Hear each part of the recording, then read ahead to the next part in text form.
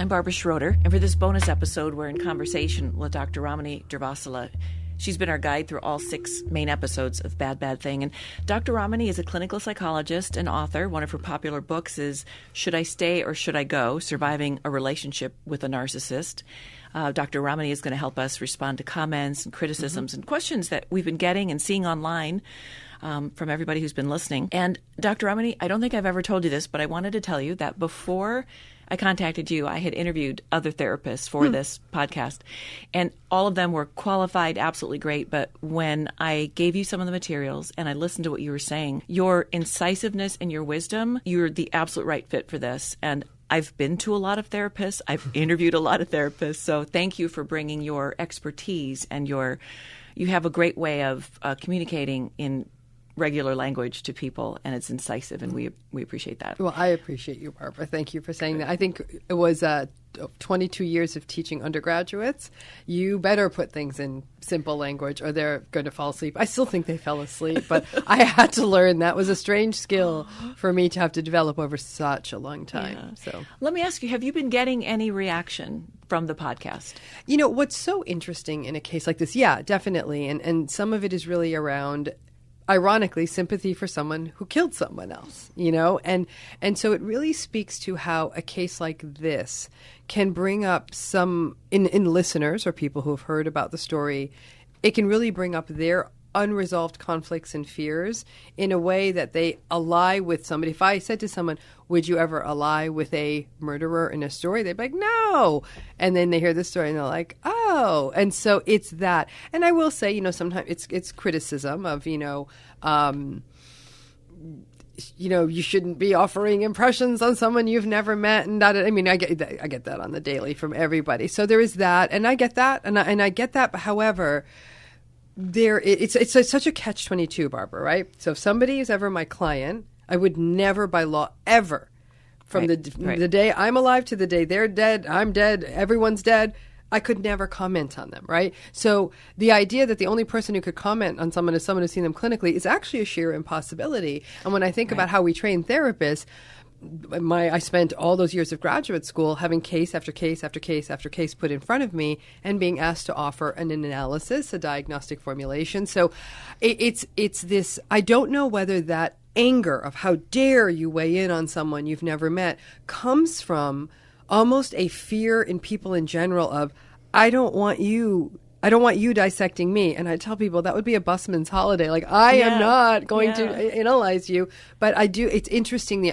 It's emotion. What the feedback is emotion. That's right. And this case, people react very strongly to, very emotionally. Mm-hmm. If you've ever been cheated on, if you felt desire, you respond to this story. And there is a lot of, I mean, in this era that we live in, there's a lot of quick judgment, a lot of strong and harsh judgment.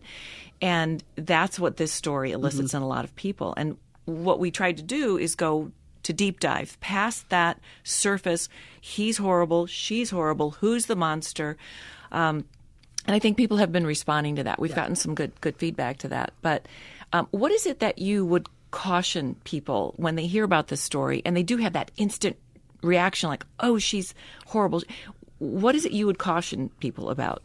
Listen, in every story, I think this story, more than many others, tells us, even when you know the details of the story, it's just not sit in, maybe it's to not sit in judgment. And I think when we hear stories, we try to lift them into our own lives. Like, what did I learn from this that would guide me in my own life?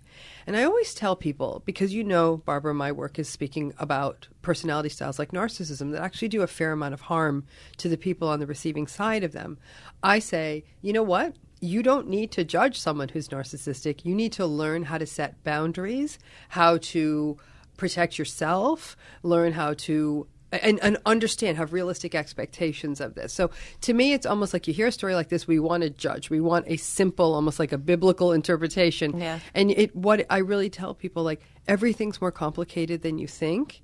And instead of getting so lost in the why someone does something or wanting to write them off as evil, think about yourself and what you learned about this in terms of how you interact with people who make you uncomfortable. Well, and as that great line that you said in episode 1, whenever you look at a story of evil, you're seeing the tip of the iceberg. And to go below, that's where the real story is. So I have just a couple of questions for you, and then I'll launch into what some listeners have asked about, some conversations that we'll have. But as far as all the cases you've ever handled, how unusual is this one? You're going to be surprised when I say this. Not as unusual as you would think. The difference is what it culminated into. Mercifully, the most will not culminate into a place of a murder-suicide. However, Barbara, more often than not, I will tell people this is in the list of possibilities here.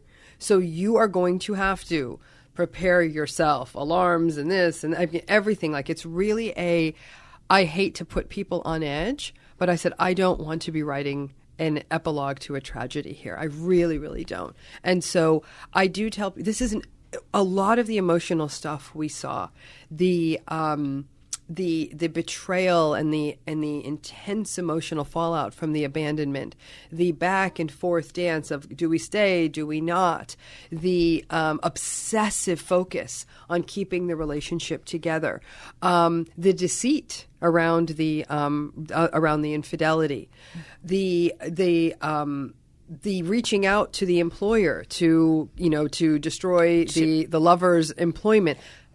All of this, believe it or not, when you're dealing with these kinds of personality styles, is not unusual. So I think that's where, well, like I said, I've never seen a story just like this one unfold clinically, like this, but right, you better believe I have seen every single element of what we saw in this story unfold in one way or another in practice. And the fact that we had access to those recordings, to the selfie videos. I mean, this is stuff that I've never seen in my decades-long career as a journalist. How unusual was that, and how helpful was that for you to analyze the story and people's motivations and feelings? So having those recordings, to really...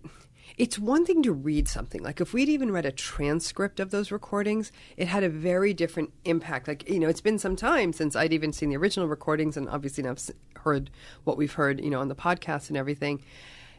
The childlike, immature, terrified quality of the person in them. You saw this, like, is this an adult woman or is this a child in an adult woman? Like it spoke to this complexity and sort of the psychological unbraiding of this person in the face of this abandonment trauma, right? So that's what we got to see. But I got to be honest with you, Barbara, as people's reliance on technology goes up, up, and up, we are going to see more and more cases where there is this library of self-made videos and self-made recordings. I think we've entered a new era of that, especially when people are so, and this was a case where we're so, obsession is the word that keeps coming up over and over again. This obsessiveness can lead to this almost a person talking to themselves in a phone as though that's like a different version of them. Right. That it creates like the version that's being recorded is different than the person having the experience. Like it's a very complex experience of identity and everything. So that was unusual for its time because it's an older case. I think we're going to start seeing that more and more. Well, I think you're right. One of my children let me know, and they're young adults actually. I can't call them children anymore, but they let me know that there is a trend on TikTok right now where people are filming themselves crying, and that strong emotion gets people's attention. Yes. Which brings me to one of the first comments from this came from the Apple Podcast review. Someone, Kookaburra 1701, she said, Mark seemed to have a childlike view of conflict, with conflict always being bad.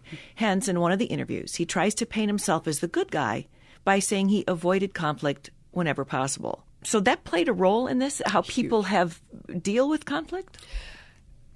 Very few people are good at conflict. And what we have is think of conflict as a continuum. A lot of people are at the low end of that continuum. They can't tolerate conflict. They will do anything. They will lie. They will deny. They will appease. They will do anything to avoid conflict. At the high end of that continuum are the people who are always gunning for a fight. What we all want to do is be in that mid-level. And do we need to learn how to be in that mid-level? Yes, we do. Do our parents or whoever's raising us need to mirror that? We don't. Think of the modal case. The child who might have grown up watching parents argue. Watching parents argue is actually really terrifying for a lot of children because most adults don't do it well, right? Now, people who might have grown up with healthy conflict, they might have watched two parents have a disagreement, but then talk it through and then take ownership and then come back together, bless them. They're probably those rare mid-level conflict So that's people. okay. It's okay to do that, to have conflict in front of your child. But I would say it can't involve yelling. It can't involve name-calling. It certainly can't involve violence. But it can be the sort of thing of, hey, wait a minute. You said you were going to empty the dishwasher while I went. And then the person said, I didn't hear it that way. And say, okay, let's slow down. Because we did agree to this, and now this is throwing off the whole evening. The child may watch this wide-eyed, and then, I hate to say it, the majority of couples might escalate that, especially if they're tired or they're stressed. Yeah. And so what happens is people associate conflict with hurt. They associate conflict with abandonment. They associate conflict with, as this person, as Kookaburra pointed out in the comment, we associate conflict with not being the good person. Yeah. Okay? So this idea, though, that conflict can simply mean I don't agree with you, and we need to come to an agreement, and it's uncomfortable. So few people have been raised with the idea that it's safe to have conflict. And people who do have sort of immature personalities always need to be liked. And so if you can let go, like, listen, I'm not always going to be liked. I don't want to be hated, but there's times that I may have to take an unpopular opinion. Think of a parent who's like, you're going to bed. I hate you, Mom. You're going to bed, And so we learn that in many roles, but the aversion to conflict is such a dangerous spot in relationships. And I agree with this person that a mature adult learns to have healthy conflict, doesn't panic in the face of conflict, doesn't associate conflict automatically with abandonment or with the idea that they're the bad person. And in the case of this person astutely points this out about Mark, the need to be the good guy, that sort of being the personal brand is an issue.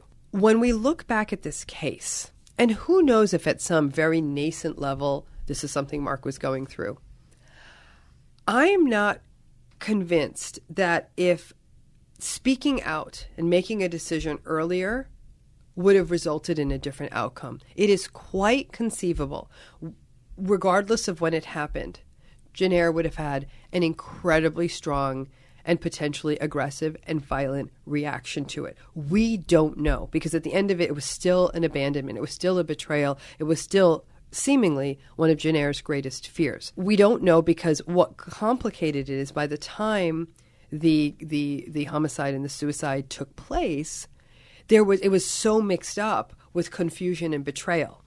But again, there is always that question of no matter when it came up, was this potentially going to be the outcome? Jelena S. writes, Mark is a cowardly loser, in my opinion, and quite possibly a narcissist. He seems bizarrely obsessed about being caught between two women while showing no maturity or real empathy toward either. I believe if Mark would have learned to make a decision, stick to it, all involved would not have been in the situation. Secrets are sick, especially when you keep them from yourself. What secrets was Mark keeping from himself?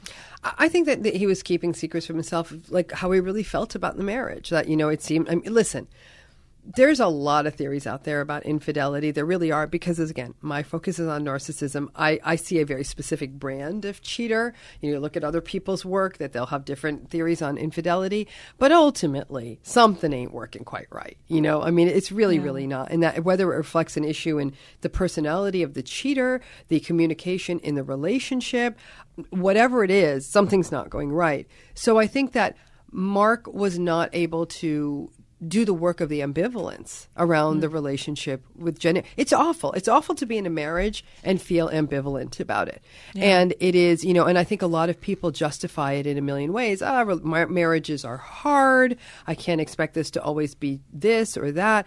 And in some ways, affairs and extramarital relationships become a distraction.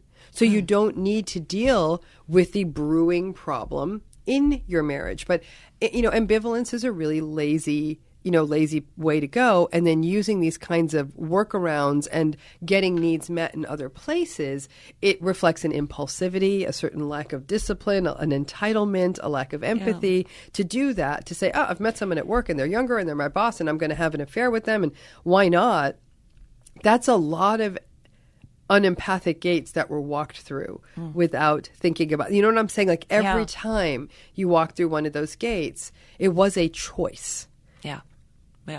So the secret he kept from himself was What should he have been saying in his mind at that moment? I have fallen for someone else. I need to examine my marriage. The secret would have been, do I even want to be in my marriage?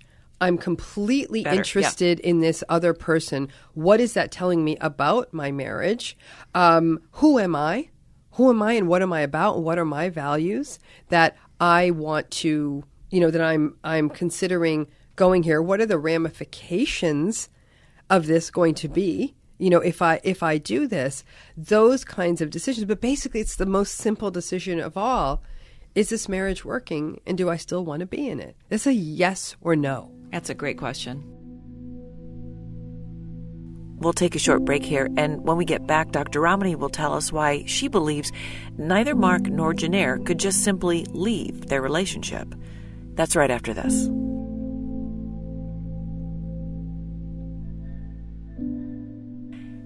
In this podcast series, we dive deep into many unforeseen scenarios. So, as you know, the unexpected does happen. If a medical emergency arises, an Air Medcare Network membership protects your family and your finances. Air Medcare Network crews provide air medical transport to the nearest and most appropriate trauma center. And as a member, you'll never see a bill for that flight. That's right, members never pay a dime for transport when flown by an AMCN provider. Health insurance may not cover the full cost of emergency medical air transport, so this is an important membership to have. It covers everyone in your household for just pennies a day. And right now, Bad Thing listeners get up to a $50 Amazon or Visa e-gift card when you join. Be prepared with an Air Medcare Network membership. Visit airmedcarenetwork.com/badthing and use offer code BADTHING. Bad Thing is sponsored by BetterHelp Online Therapy. And here's a question for you. Now that we're seeing light at the end of the COVID tunnel, maybe you're experiencing these feelings. You're not really depressed, but something seems off.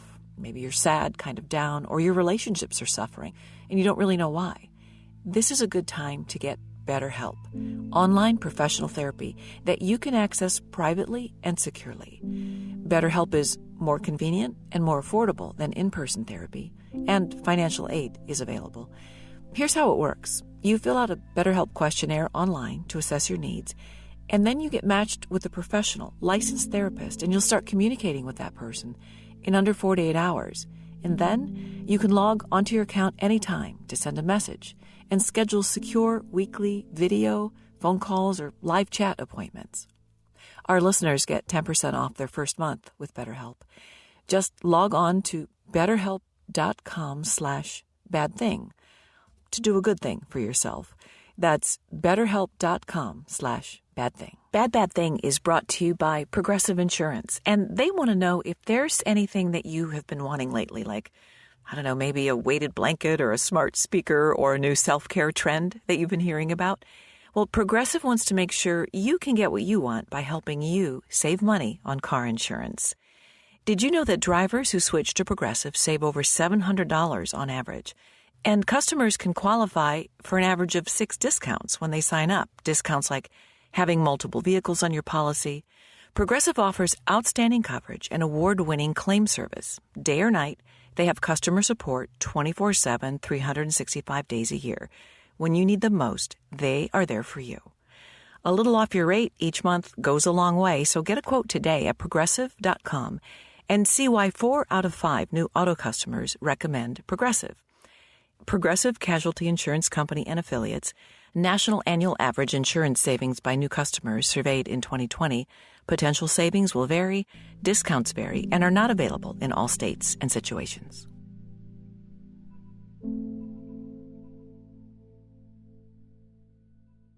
The problem was, this is something that struck me about their relationship, and it's an issue that comes up in so many relationships.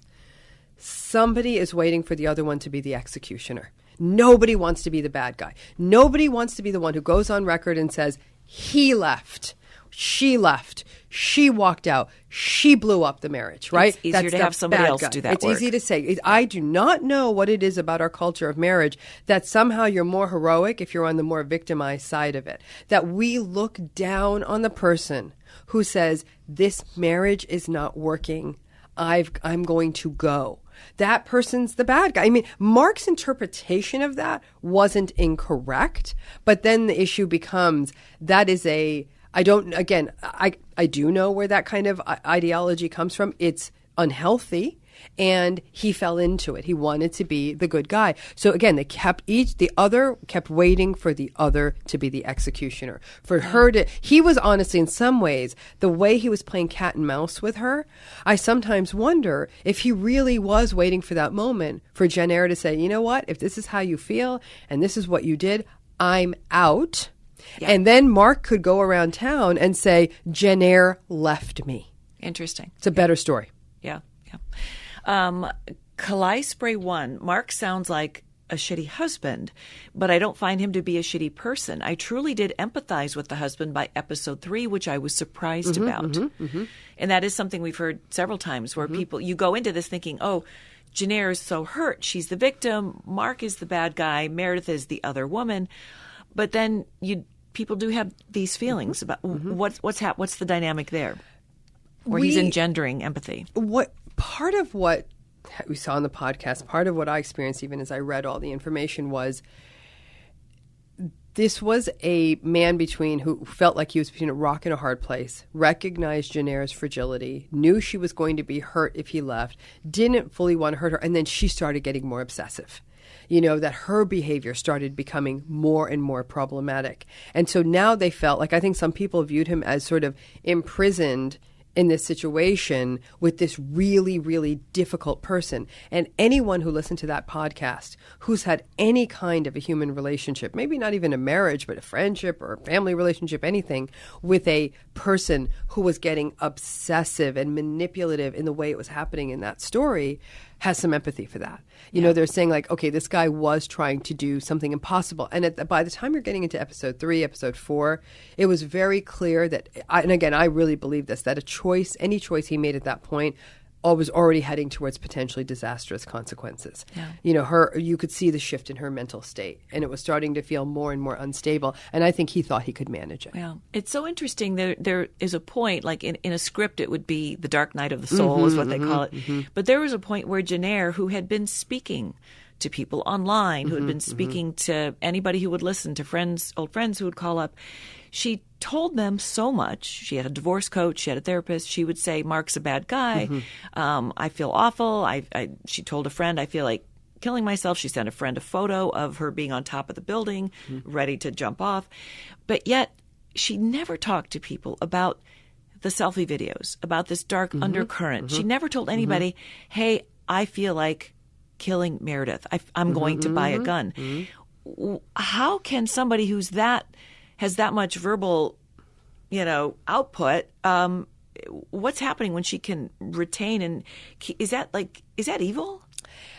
I hate to use the word evil, right? To me, it's not precise enough. I think it speaks to, though, that the act of killing Meredith wasn't a impulsive, an impulsive, crazed act. It wasn't that by any stretch. That ability to do two things at the same time, like you described, to portray oneself as a victim, as a person's wronged, as a wonderful person who's putting up with this horrible man, right? The story sells, right? You talk about someone cheating, you become the hero, like, oh my gosh, you poor thing. Then having these sorts of murderous thoughts and knowing not to share those, but knowing to share the others. It's too intentional. It's too calculating. Calculating. Yeah, that's exactly the word I was looking for. Calculating. And so that then speaks to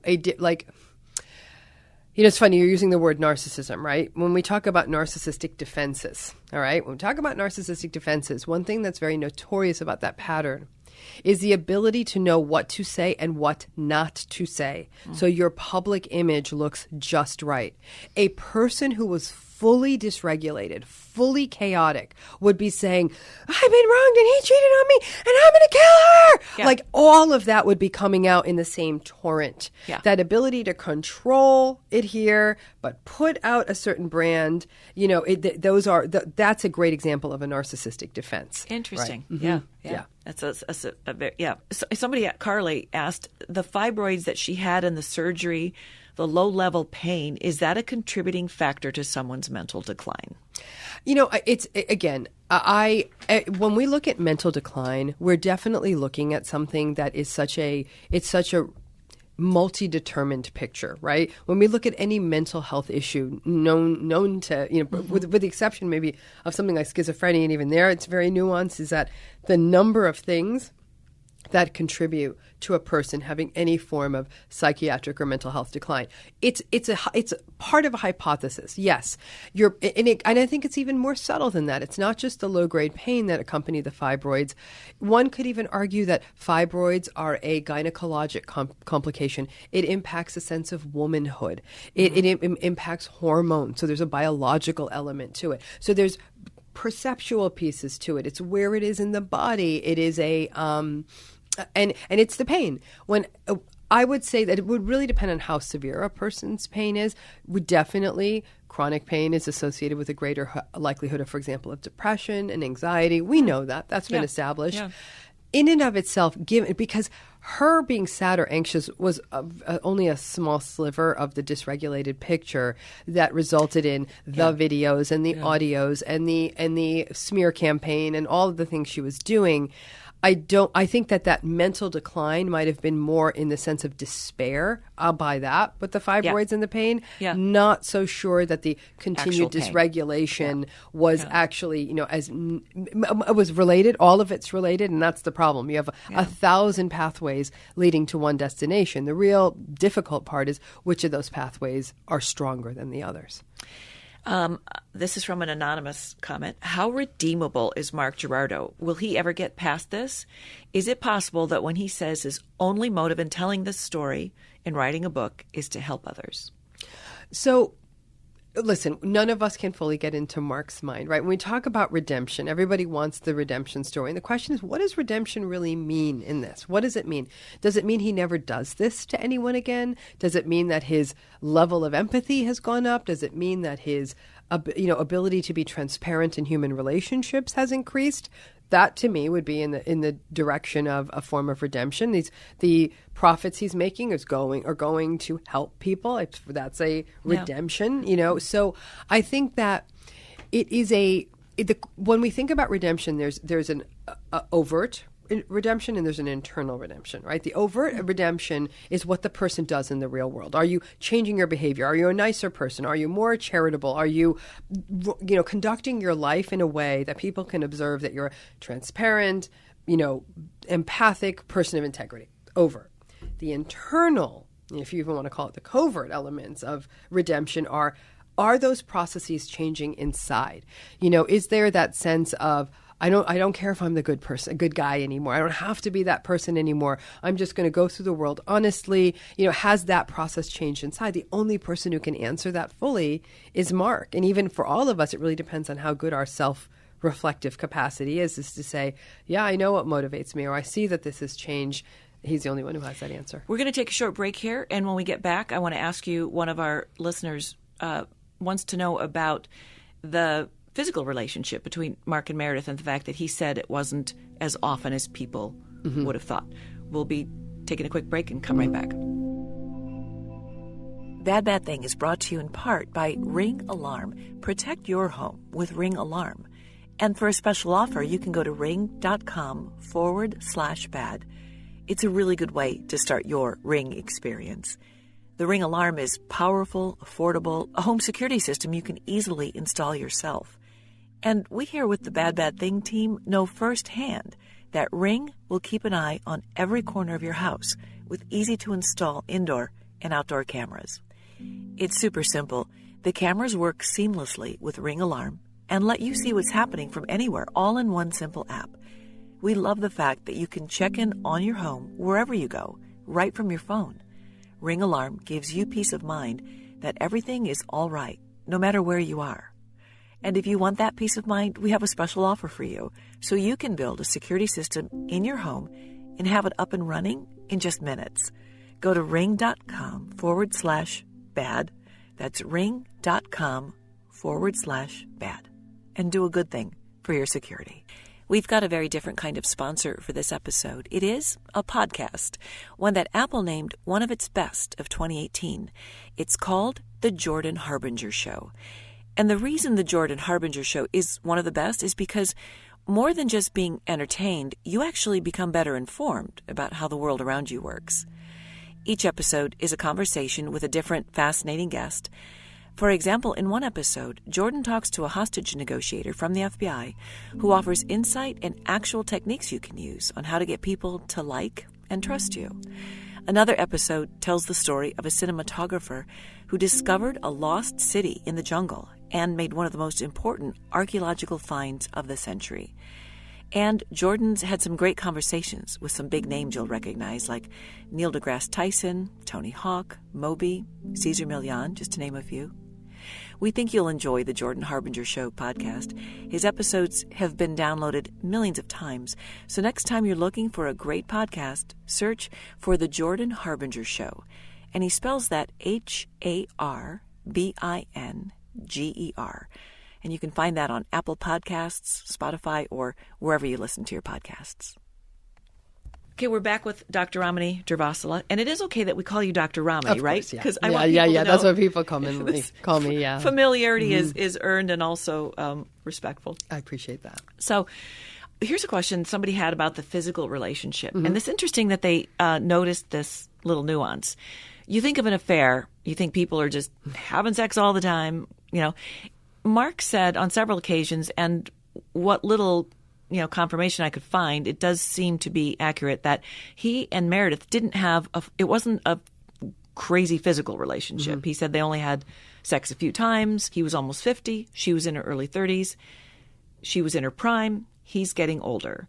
Did that have anything to do with his hesitancy to leave Jennair and go to Meredith? I think that what's interesting, we forget about extramarital affairs or any form of, infidelity. It takes many different forms, right? This is some interesting research out there that shows that in a heterosexual relationship, when the husband or man is cheating is the one who's cheating, women are more put off by the emotional elements of the infidelity than they are about the sexual. Like, it's as though a person can get their head around a one-night stand, but not around the day in, day out communication, in essence, falling in love. It's hard to know. I never read, the way I read the case wasn't that there was this ambivalence that Mark felt he couldn't keep up with Meredith. I think that it was, remember, I think that the agony of being the other person, the scorned person in an affair, is to know how delightful it is to fall in love with someone anew, right? And that your partner is going through that experience with somebody else is that emotional piece. And that really seemed to take a toll on Jennair, as I recall. It from did. The and tapes. Interestingly, she was able to forgive when he was younger, when he went on a business trip, she was able to forgive that one-night weekend fling. Yes. But this was different. Yes, it was different because it was a relationship. So the frequency of the sex is, again, I think that's a trope, that extramarital affairs are people going to hotels and lingerie and this, champagne bottles and 2:00 in the afternoon. I don't think it's that. I think it's actually this idea that somebody who's in a committed relationship has become deeply emotionally entangled with someone else. Like I said, that was really a big part of sort of Jennair's unraveling and his unwillingness to admit the depth of what that was with Meredith. I think anything that was sort of his ambivalence, I still hold to, is this idea of him having to be the good guy and not wanting to be the executioner. Yeah. Well said. Scorpion CYM. I too was fixated on relationships. Also, having recently ended a relationship, partially because I was getting cheating and lying vibes. And yes, I took them back after similar issues early on. I could feel myself diminishing. Finally, I prioritized dignity. I just wanted her to leave because he was prioritizing his odds of not ending up alone.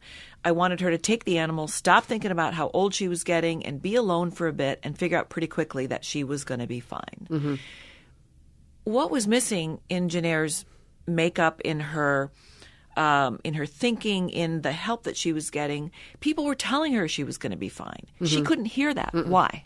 Because I do think that there were very deep-seated issues for Jenner around abandonment. I think so much of her identity was locked into that relationship. She derived her identity from being married to Mark. She'd almost crafted a very childlike love story around the whole thing, and she stuck with it, right? I mean, everyone has their sort of Disney moment maybe when they meet someone new, but the Disney moment gets replaced with dishwashers and all the other stuff and all the problems and the stuff and the regular, stuff of life. But she really got caught in that. And I do think that Jenner's identity was, I am Mark's wife. This is not from a listener, but it just brought this to mind. This question came to mind. If Jenner, because she didn't have a job, she was feeling horrible about herself, getting older. If she had had a job, if she had had good self-esteem, if she had children along the way and had, that... Could this story have ended the same way? Very likely it would have, because that would have implied a different psychological organization to her. Remember, and it's not that I'm not saying that just because a person has a job that all of a sudden they're psychologically healthy. If she had a job, if she had children, if she had other sources of meaning and purpose, and she was able to regulate her emotions and have and be able to tolerate the stress and frustration of disappointment and have a stronger sense of self and identity that wasn't solely defined by her marriage, yes. And that ability then to maintain those other identities of, for example, having a career, being a mother, those other identities would have created an identity outside of the marriage, but she didn't have that. This comment, though, actually brings up something very interesting about the podcast I hadn't thought about. When somebody listens to a podcast like this, and it came out in this person's comment, there's what we call a vicarious identification with the story, meaning that we put ourselves in the story. And someone like this person who said, at some point I chose dignity, like I'm not doing this anymore.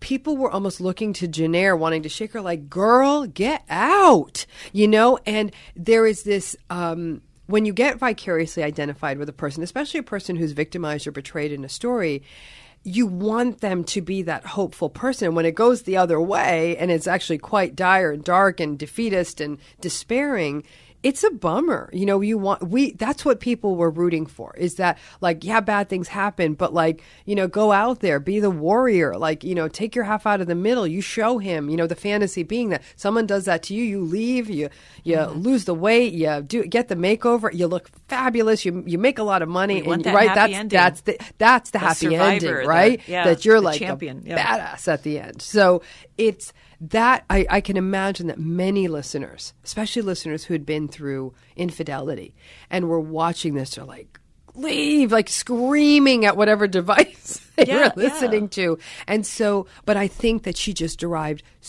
all of her identity. And this is the danger. This is where this podcast is a cautionary tale, that one should never derive their identity from another human being. And when that happens, you are on very treacherous territory. Well, and interestingly, one of the most important things I think that you said during the podcast was when I was interviewing you, I said, don't you just want to go back in time and shake Jenner or something? And you said, no, she didn't need that. What she needed was a place to feel safe.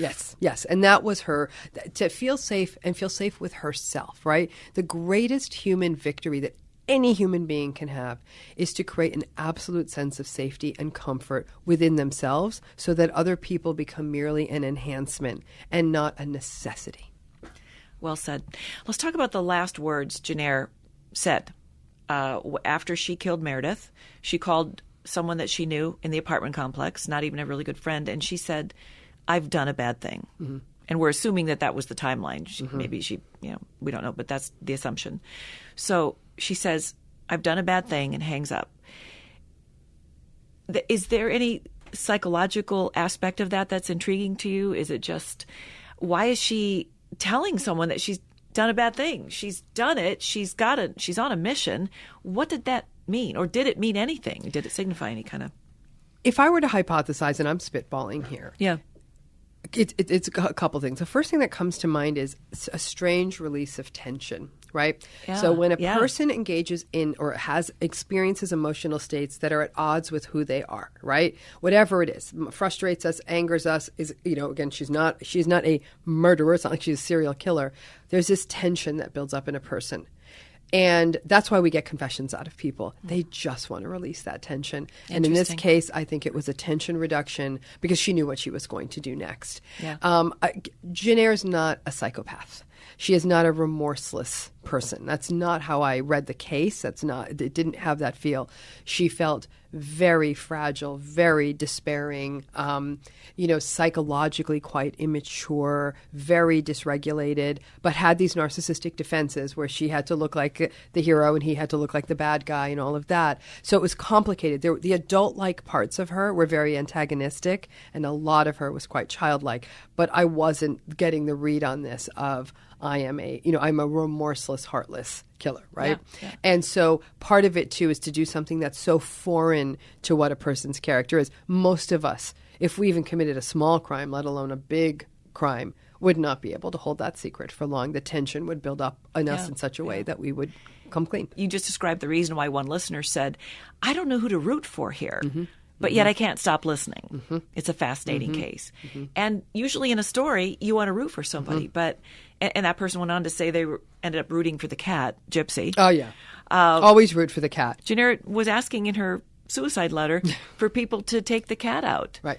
What does that was that any kind of a psychological It felt misfire? It felt a bit more like this self-righteous, victimized identity she was creating. The cat, the cat left in the care of Mark or someone else. It could never be as great as it was with her. She was the only one who could adequately care for the cat, And so it did feel like almost like this strange kind of martyred identity that you could ask someone to harm an innocent animal, your innocent animal at that, and because as though she was the only one. Like I said, that victim identity for her, that idea of I'm the one who suffered, look what a bad guy, that definitely, it was there, episode 3, episode 4, there was that kind of, that sort of self-righteous stance. Again, that's something we see as part of a narcissistic defense. Well, and it was, when I read that suicide letter for the first time, you hear the pain, you hear the sorrow, and you can understand it.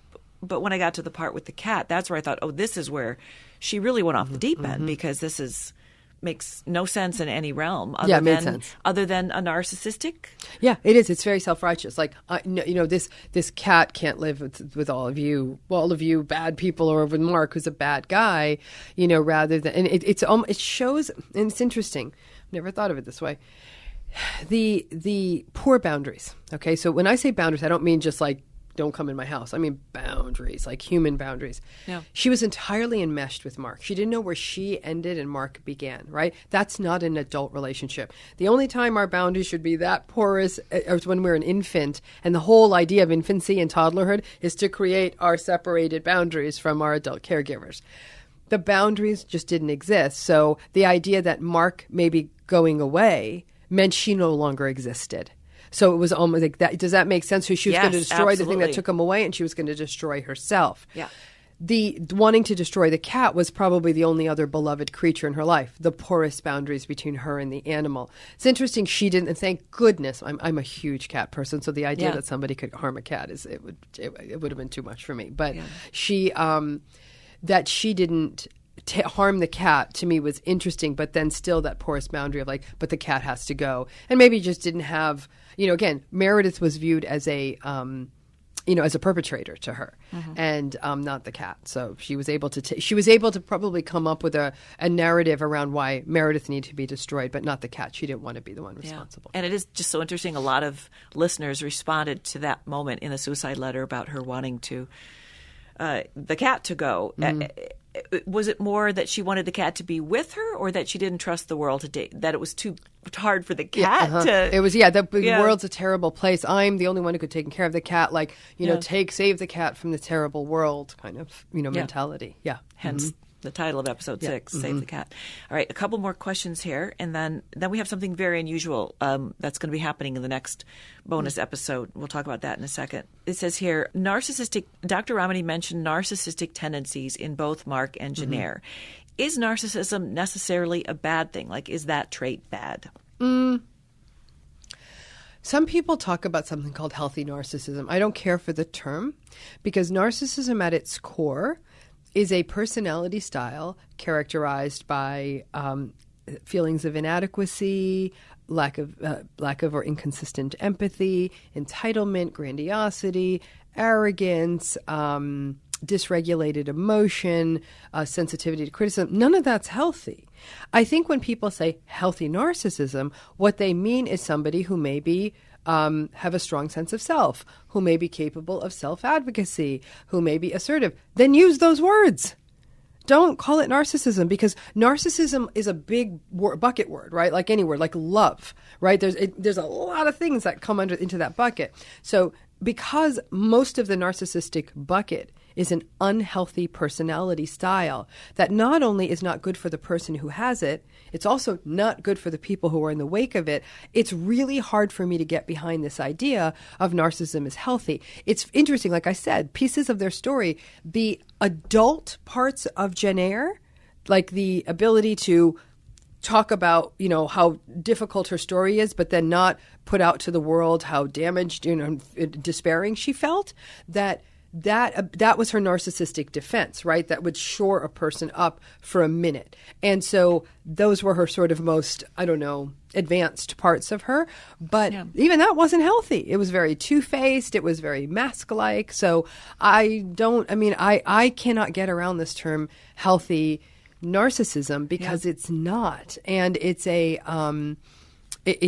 an inherently an unhealthy pattern. It's interesting. I talked with Mark after the first episode aired, and he was normally very talkative, and he was in a weird position, and he wasn't talking. And I asked him what was wrong, and he said he was bothered. He was rattled a little bit about some of the things that he was hearing. Mm-hmm. Some of he hadn't heard all of the tapes, hadn't really heard the letter being read like that, so that was shocking.